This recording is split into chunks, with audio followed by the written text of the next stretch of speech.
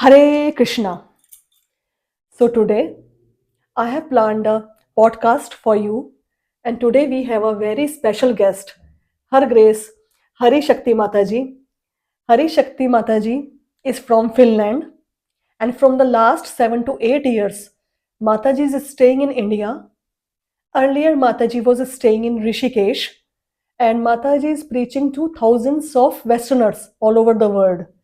And from the last 1 year, Mataji is staying in Goa and preaching the science of Bhakti Yoga to lots and lots of foreigners. And we will start now. Can we start, Mataji? Sure.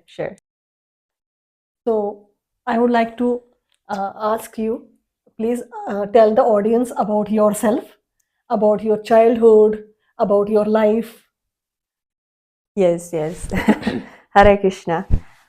So I was born and brought up in Finland in quite different cultural context than here in India, but somehow eventually life brought me to live my life here in India, dedicated to spirituality.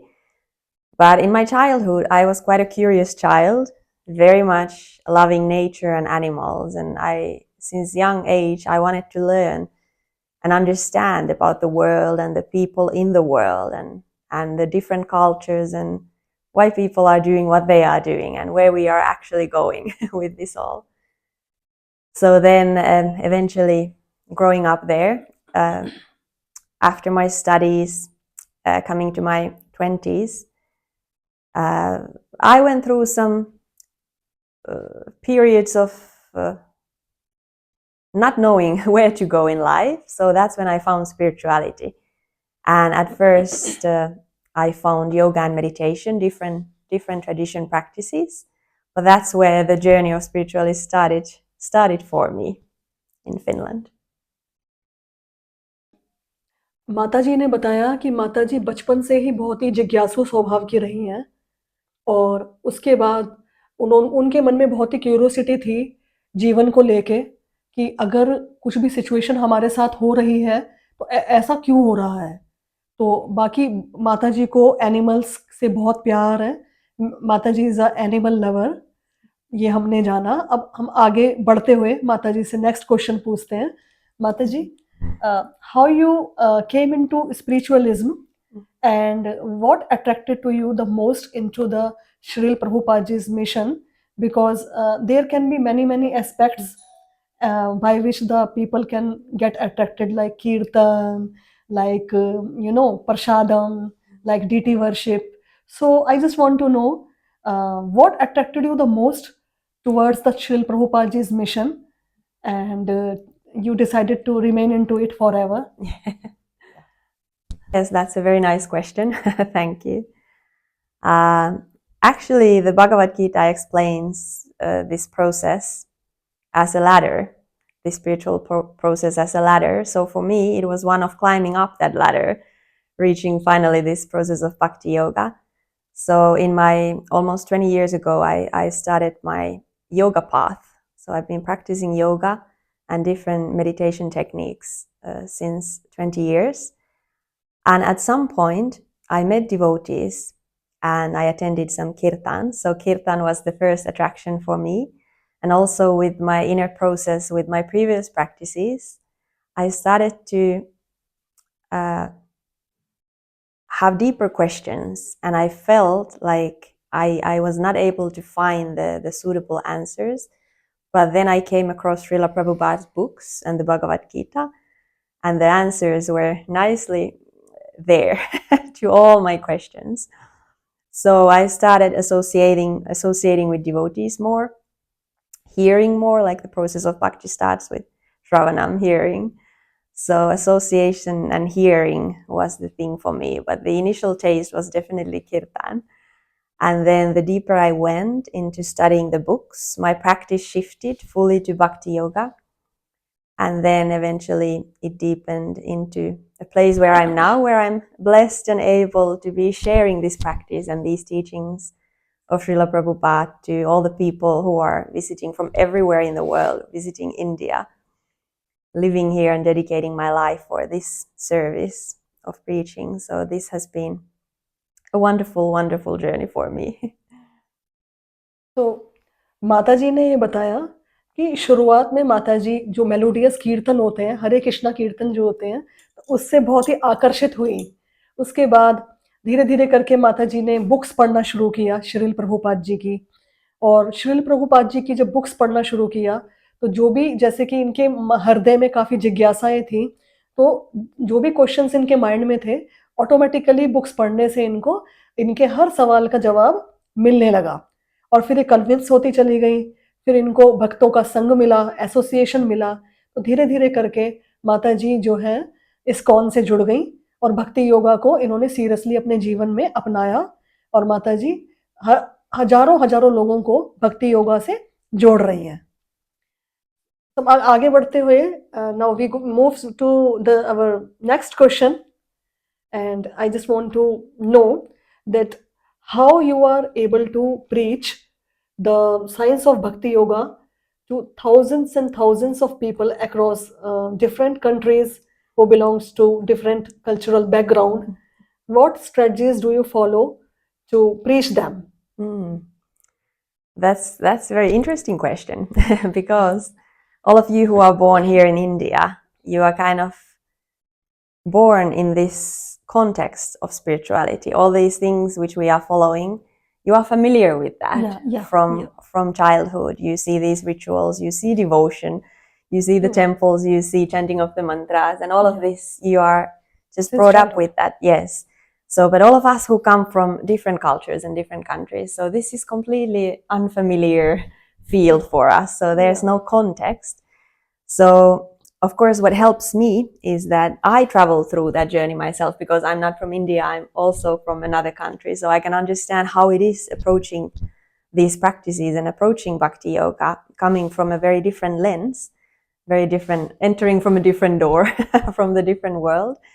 So also climbing up that yoga ladder myself, because many of the people to whom we preach and I preach, they are coming from the yoga background because actually they have been practicing more of the physical aspects of yoga for some time, but then they start to ask these more spiritual, deeper questions. And then bhakti comes into place as it is that culmination of all other yoga practices as it is explained.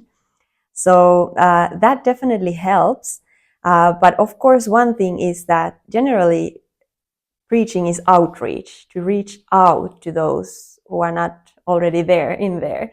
So what it means, what Srila Prabhupada also always emphasized is that, of course, we keep the essence intact, but the details around the essence can be a little bit adjusted according to time, place, and circumstance. So, for example, how we deliver the message to the people, how we present, because these teachings are also very universal by nature. So even if you're coming from a different religious background or without any religion or completely different culture, so the things just presented in a different formula or in a different way, they can make a lot of sense, and that then creates further interest.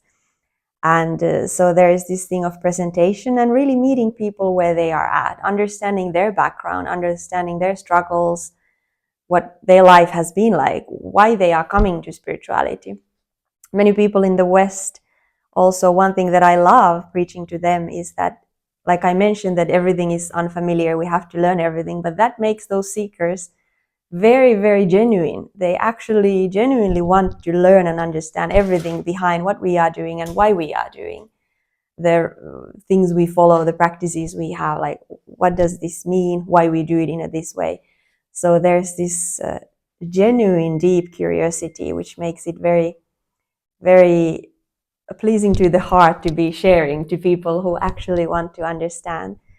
And of course, something that personally helps is that I also started my psychology studies at 1.5 years ago, which is actually adding, it's giving me a lot of tools to also bring these teachings in a way to people that I can meet them where they are in life. Because sometimes if we are presenting something and it makes perfect sense to us, but it's not meeting the people where they are in their life, we are not really reaching out.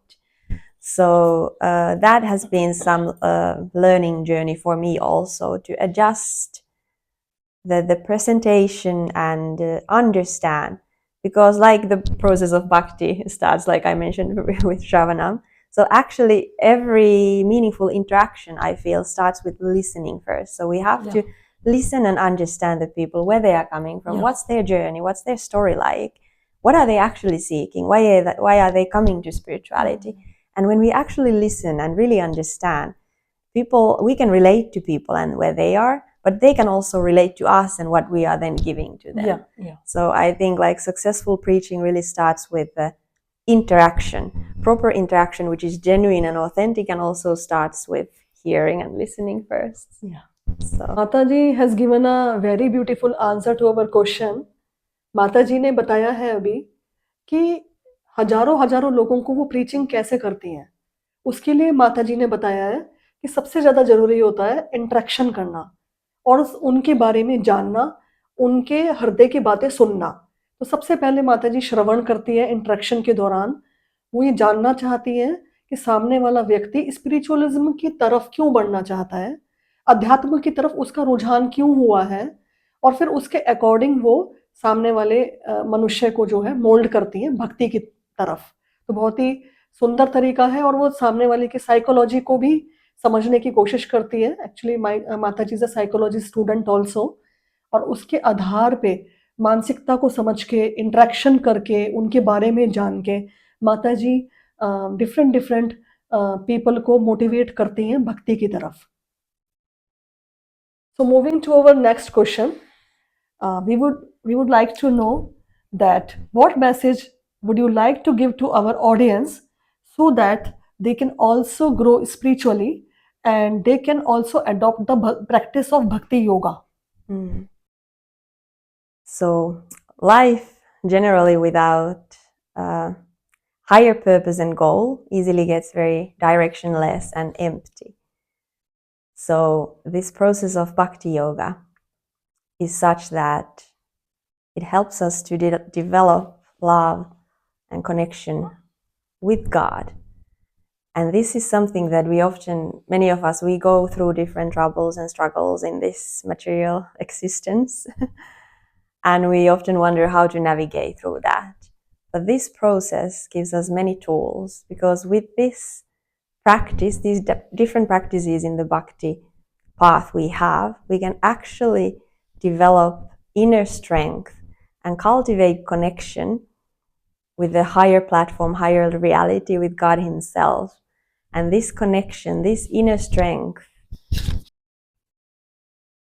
so this brings a lot of meaning to our life, and we can actually navigate all these material struggles much easier, in much easier ways with spiritual practice, and especially with the practice of bhakti yoga, because this chanting of these mantras, very fundamental part of our practices, it connects us with God Himself, and it has this ability to transcend us beyond our worldly worries. So this process of bhakti gives us many meaningful tools to live in the world in meaningful ways, to cultivate good qualities within ourselves and to contribute to everything around us while we are here in this body, but also simultaneously working our way up towards the higher ultimate goal of life, which is to be eternally engaged in a loving relationship, in loving service to the Lord.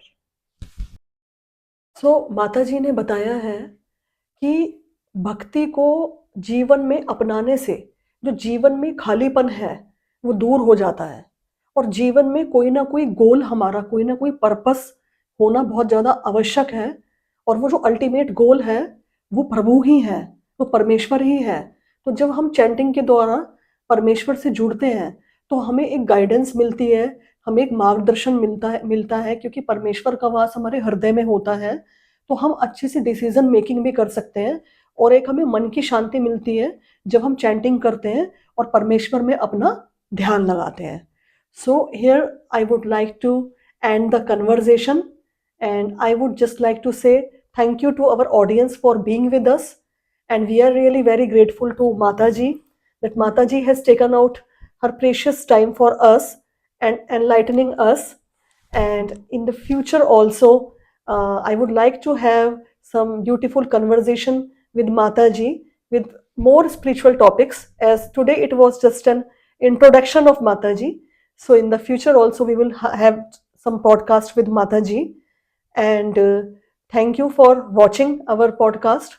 And please, if you like our podcast, share it, like it, comment it, and do subscribe to our channel. Hare Krishna. Hare Krishna.